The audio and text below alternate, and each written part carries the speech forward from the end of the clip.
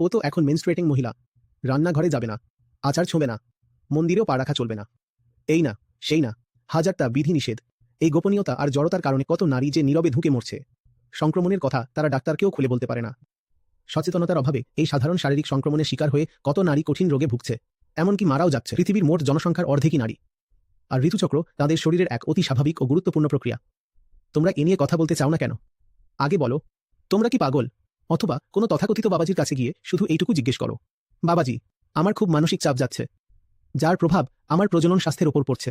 তারপর শুধু সেই বাবাজির মুখের চেহারাটা দেখবে, আর এইসব ভণ্ডামিগুলোই ঘরে ঘরে আমাদের সংস্কৃতি হয়ে দাঁড়ায়। এ নিয়ে আলোচনা করলেই লোকে বলে, ছি, এসব নোংরা কথা। আচ্ছা, নোংরা মানেটা কি? তোমরা মলমূত্র ত্যাগের মতো বিষয় নিয়ে অনায়াসে কথা বলতে পারো, কিন্তু রক্তের কথা বললেই পাপ হয়। এর মধ্যে নোংরাটা কোথায়? যদি ওই রক্ত নোংরা হয়, তবে তো গর্ভাশয়টাই নোংরা। আর যদি গর্ভাশয় অপবিত্র হয়, তবে এই পৃথিবীর প্রতিটি মানুষই অপবিত্র, কারণ প্রত্যেকটা মানুষ তো ওখান থেকেই জন্মেছে। তাহলে অপবিত্রটা আসলে কে?